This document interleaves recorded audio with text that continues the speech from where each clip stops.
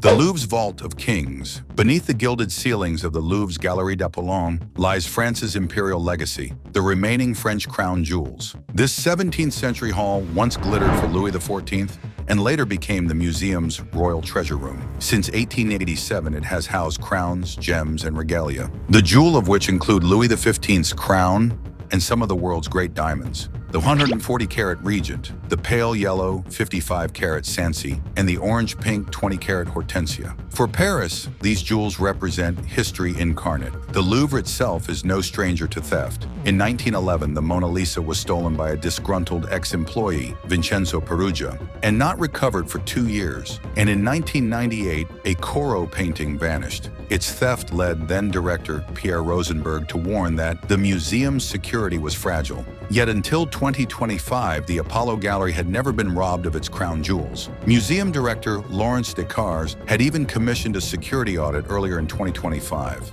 But at the time of the October robbery, many recommendations were just being implemented, and unions complained that staff cuts had undermined Louvre security.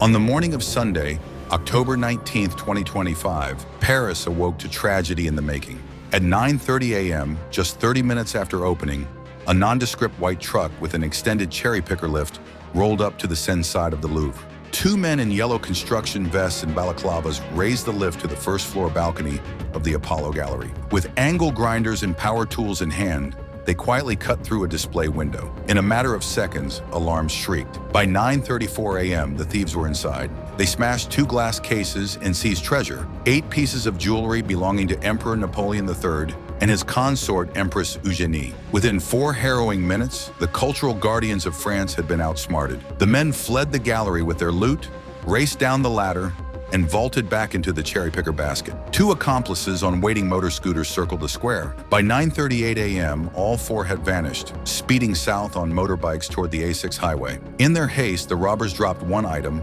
Empress Eugénie's crown, as it snagged on the narrow window opening. The rare 1855 consort's crown, set with over 1,000 diamonds and dozens of emeralds, lay on the pavement, shattered and stripped of gems by the rough escape. Police arrived minutes later. At the crime scene, they recovered the fallen crown, badly damaged, along with 2 heavy angle grinders, a blowtorch, gasoline cans, gloves, a walkie-talkie, and a wool blanket. A yellow safety vest lay discarded near Pont de Sully, a clue now under forensic analysis. By mid-morning, the world knew. Culture Minister Rachida Dati tweeted at 10:34 a.m., "A robbery took place this morning at the opening of the Louvre Museum. No injuries to report. Investigations underway." The Louvre announced it was closed for exceptional reasons. For 3 days, the Apollo Gallery remained cordoned off. Even when the museum quietly reopened on October 22nd, that wing stayed dark. Inside the palace, curators and guards were in disbelief. The gleaming hall of crown jewels had been violated in broad daylight. France's highest courts and police rushed to the Louvre. The galleries were evacuated and the building sealed off. Evidence technicians scoured the Apollo Gallery and stairwells. By October 21st, Interpol had already posted an international alert. All 8 missing items were entered into the stolen works of art database. Across France and abroad, a manhunt was underway for men who dared rob the nation's heritage. Investigators found early breaks in the case. On October 22nd, officials announced that DNA had been recovered from a helmet and a glove left behind by the thieves. A day later, a grainy security video appeared. It showed 2 masked robbers scrambling down the mobile lift and jumping onto scooters. One wearing a motorcycle helmet, the other a fluorescent vest and balaclava. The footage, captured by Louvre surveillance, gave France its first glimpse of suspects, 2 men in fugitive silhouettes. Police combed crime scene photos and CCTV along the flight path. By October 24th, more than 150 trace samples, fingerprints, fibers, and DNA swabs had been collected and sent for analysis. Analysts ran the data around the clock.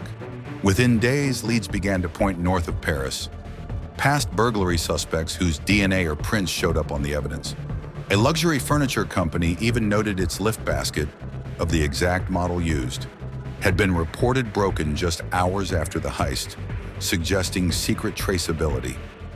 The fallen crown of Empress Eugénie, before its restoration, was a stark reminder of the loss.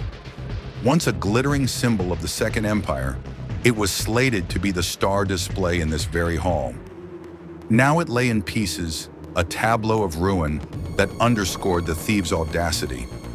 Louvre director Descartes later remarked that initial restorations might be possible for the delicate crown, but she conceded that the greater loss was to France's historical heritage. As October waned, arrests began. On the night of October 25th, French police struck at Charles de Gaulle Airport. A 34-year-old man was detained as he tried to board a flight to Algeria, his ticket and suitcase ready. Hours later, another suspect was stopped at the airport's threshold, moments from a flight to Mali. Both men in their 30s and known to police for previous burglaries were linked to the Louvre raid by DNA and fingerprints. Interrogated under intense scrutiny, they partially admitted involvement in the robbery. By October 29th, a nationwide sweep led to 5 more arrests in the Paris suburbs. Investigators believe 4 men committed the heist. Of those detained, only 2 were ultimately charged, a 37-year-old man and a 38-year-old woman. The rest were released. Authorities filed formal charges against 4 suspects in all, notes on organized robbery and criminal conspiracy, but warned one key accomplice remained on the run. Paris prosecutor Laure Becquot played down the notion of a master criminal syndicate. The Louvre thieves, she noted, were petty criminals and blue-collar workers from the rougher northern suburbs, not the mafia masterminds seen in movies. Their logistics, however, had been brutally efficient. She told reporters all leads would be chased, from underground art markets to petty fence networks, in a desperate bid to recover the jewelry. 48 hours had made all the difference. By early November, France's gemologists feared the worst. The thieves had the means and motive to chop up the loot. Art recovery experts warned that if the diamonds, emeralds, and sapphires were not recovered intact almost immediately, they would likely be cut apart and sold as loose stones. The criminals would erase serial numbers and provenance, dispersing the wealth into a global black market of jewelers and smugglers. For now, the whereabouts of the 88 million euros haul remain a mystery. Officials admit every avenue must still be pursued. All leads are being explored, Becquot assured the press, as investigators in uniform and plainclothes continues to methodically interview suspects and trawl digital records. The Paris prosecutor confirmed that even after dozens of arrests and raids, the stolen jewels have not been found. The Louvre eventually reopened its doors, but the Apollo Gallery stayed ominously sealed. The robbery shook France's sense of security. On October 22nd, President Emmanuel Macron denounced the heist as an attack on a heritage we cherish and vowed to recover the treasures. Culture Minister Dati noted grimly that the thieves entered very calmly in 4 minutes, smashed display cases, take their loot, and leave. No violence, very professional. Behind the scenes, questions swirled. How could the Louvre be breached so swiftly? Director Descartes told the Senate that surveillance cameras and guards had failed at blind spots, a terrible failure of the system. She offered her resignation on the night of the robbery, though it was not accepted. Days later, officials moved remaining crown jewels from the museum vaults to the Bank of France for safekeeping. A security review was urgently ordered. Unions reiterated their earlier warnings that staff cuts and aging cameras had rendered the palace too vulnerable.